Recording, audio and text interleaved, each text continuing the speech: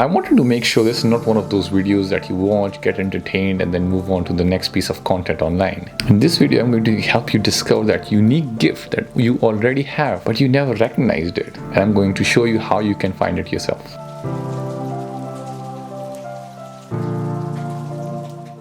So when you were born, you were given this special gift by God or whoever you believe in. But when you became a toddler, you started to notice it.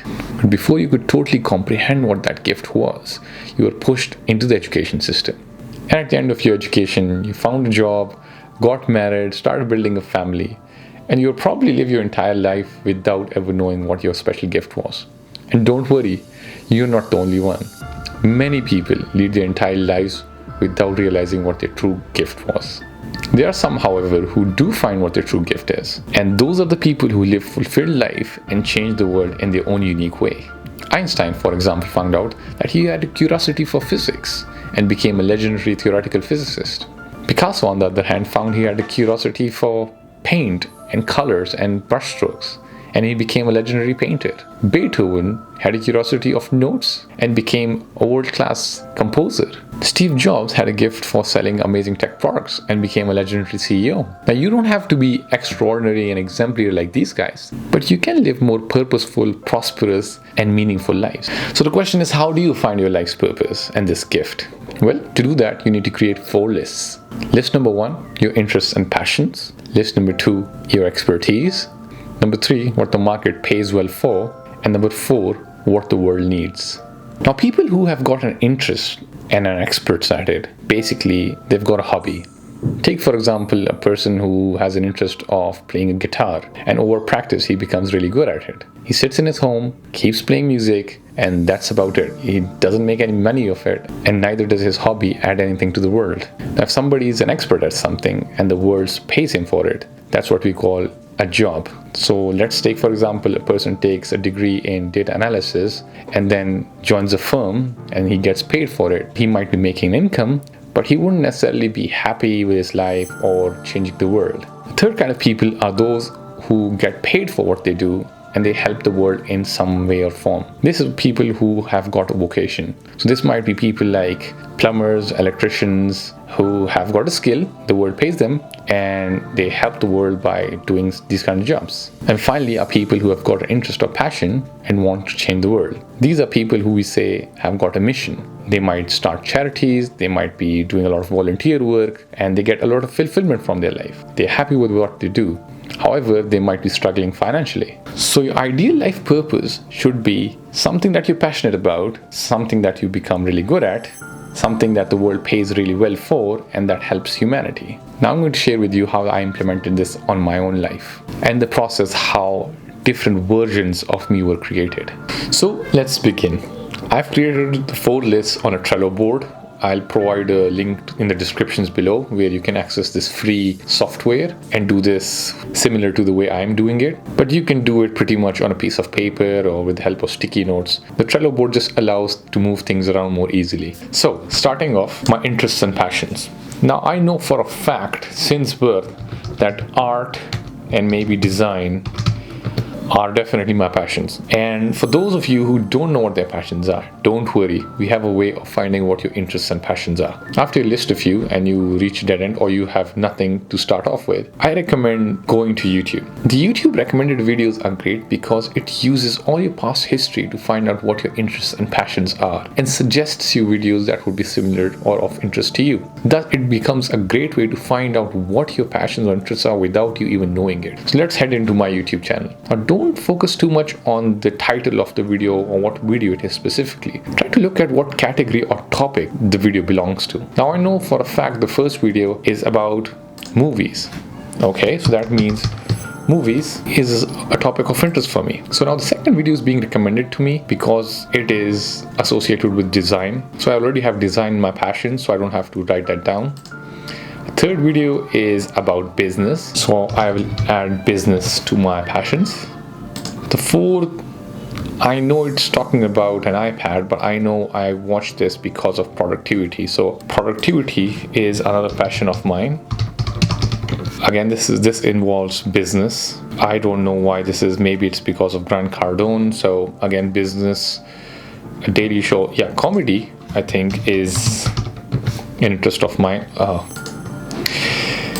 If I if I know how to spell comedy, that is. Okay, moving along. And then we have politics. Now I know for a fact I don't want to do anything related to politics, so I won't add politics to my list of passions of interests. Movies, again. Self-improvement, yes, definitely. I think self-improvement is a huge interest of mine. And then moving on, again, this is art and design. I don't know who this is, so if you get recommended videos, YouTube will sometimes do that has nothing to do with you, just ignore them. BBC, again, politics. This is around business, productivity, self-improvement, business, movies, politics. So you pretty much get the gist of it. You will have the same thing repeat over and over and again. It doesn't take more than 5 minutes or 10 minutes tops to know what your interests or passions are.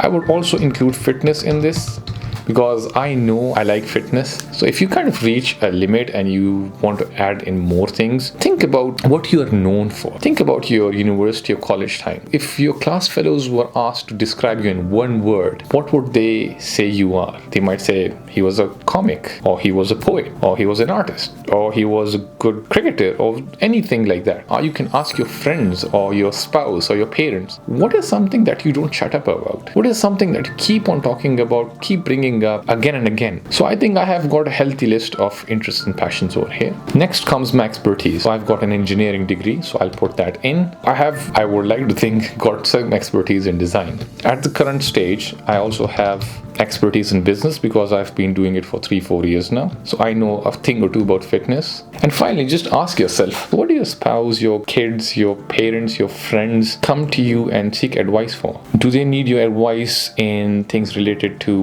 real estate? Do they want your advice related to, camera settings and, how to make videos and take pictures? Anything that people keep on coming to you for advice on, that is one of your expertise. Even though if you don't have a degree on it, it's still an expertise that you have. I would add another one, e-commerce, because it's more specific. Like business is a bit vague, but e-commerce is something that I've got expertise on, so I would put an e-commerce primarily in there. I also think I have expertise in marketing.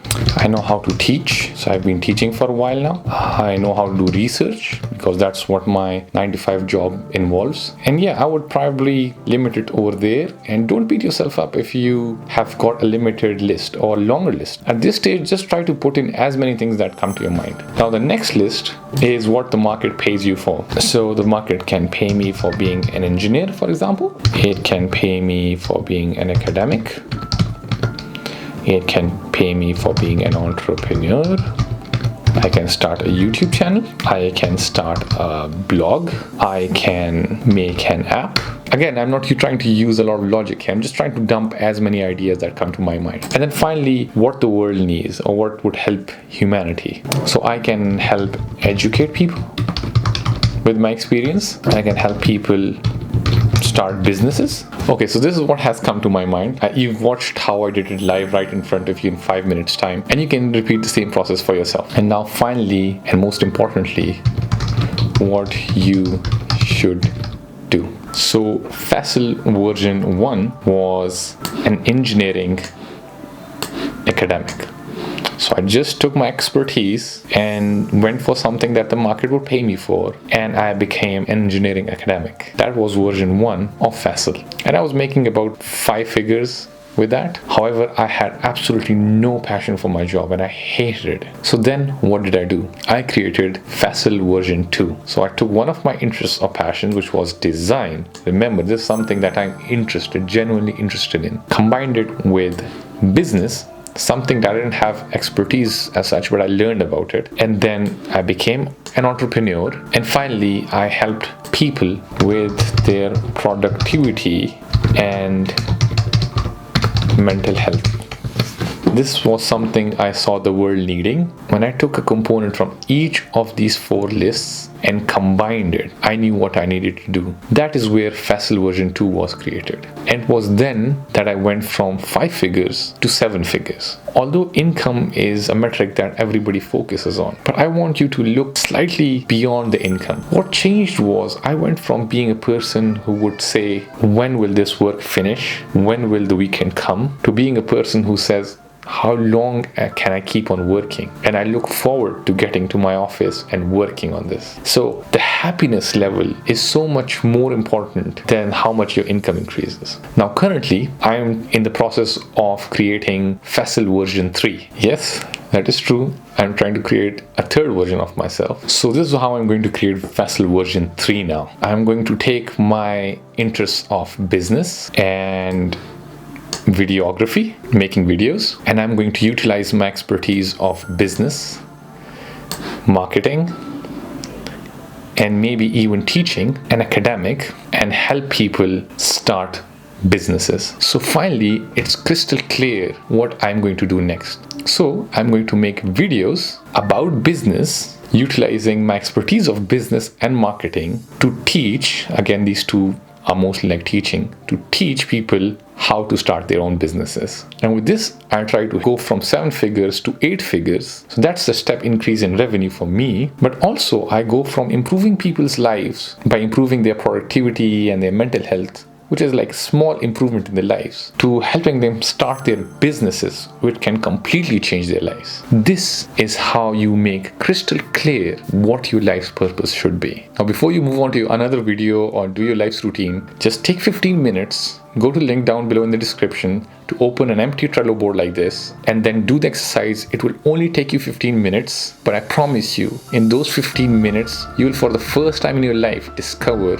what your life's purpose is. And once you find out what your life's purpose is, life becomes so much easier. And then you can ignore all life's distractions, all the noise out there, and focus on your life's purpose. Once you've done the exercise, I want to hold you accountable. Go down to the comment section, write down your life's purpose, and I'm going to personally engage with your comments.